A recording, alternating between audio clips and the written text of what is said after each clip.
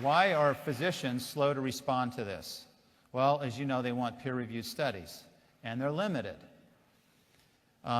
This is a major paradigm shift for allopathic physicians like me, because we're not trained to go out on the periphery and the edge of science. We want mainstream. We want to know that all of our colleagues are doing the same thing.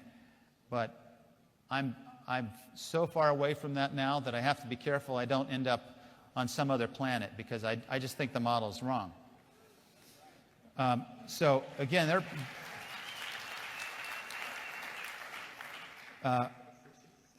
they're in this disease management mode.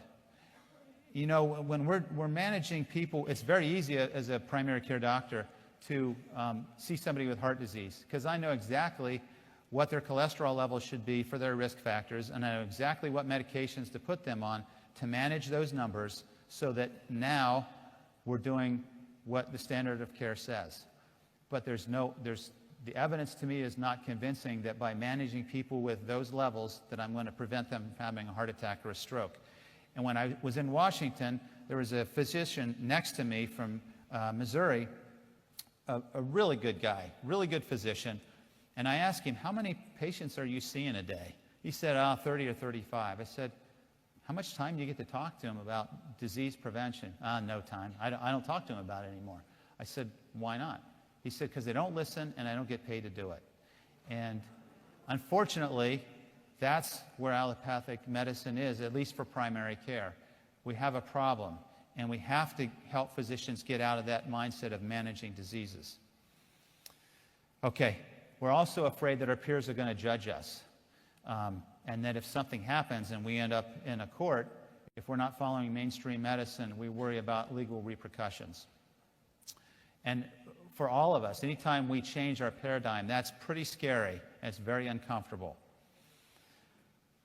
Okay, so here are some of the things I've heard from physicians. Water is just water. It's not just water. The Nobel Prize 2003. They said that the body has 3 buffering systems. You don't need to use an alkaline water to buffer when you already have 3 buffering systems. Yes, you do. Because even though we're all alkaline, your blood is slightly on the alkaline side. If you're not eating a healthy diet and leading a healthy lifestyle, you're going to be on the acidic side of that alkaline range, not on the alkaline healthy side of that narrow range. I've heard one physician say, why don't you just take baking soda?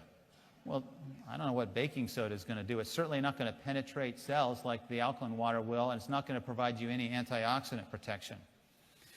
Some say, well, you drink that alkaline water, it's just going to be neutralized by the stomach acid, and that's not true, because stomach acid is not secreted until you stretch it with food or you put protein in the stomach, and that's the way it's intended to operate. So if you want to get the benefits of alkaline water, drink it in between meals. I don't even think there's harm in drinking alkaline water at a meal, but I would prefer that we all try to drink it in between meals when our stomach is empty, because it's quickly absorbed, just like alcohol is absorbed directly from the stomach.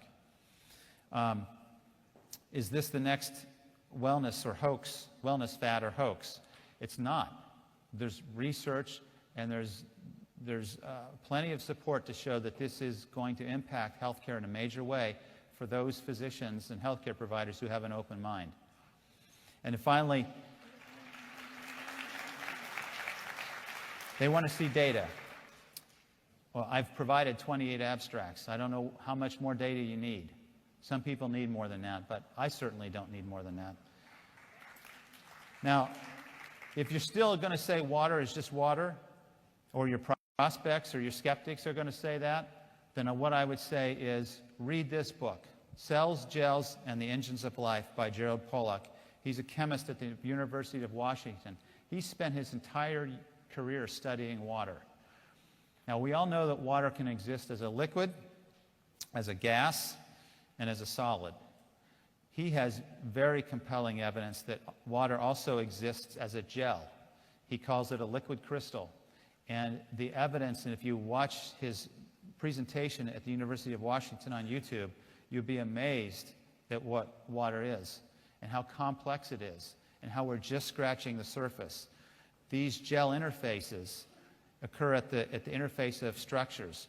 Have you ever wondered why there's a meniscus of water in a glass? Have you ever wondered why you can, in the right size glass, you can put a dime on top of that water and it doesn't sink? His research is the research that explains it. The water molecules at these interfaces are entirely water. All the solutes, the minerals, have been removed. And so the water molecules pair up very, very strongly with hydrogen bonds, and it forms a very strong structure. So we're just scratching the surface of the value and the importance of water in physiology.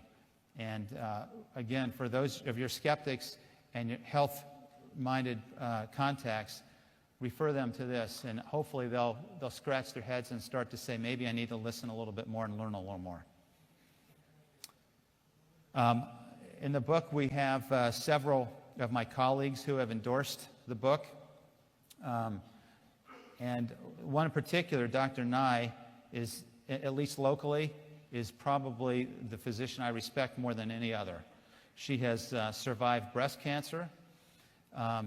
She is a critical care specialist who works in an intensive care unit. She's a pulmonologist.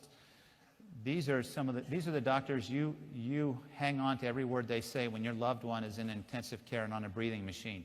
These are smart doctors. And she has a water machine, and she believes in it. She says, I invested in a unit and highly recommend to my medical colleagues that they study the contents of this book with an open mind. It's not a stretch for me to anticipate the day when ionizers become standard equipment in intensive care units. Wouldn't that be wonderful?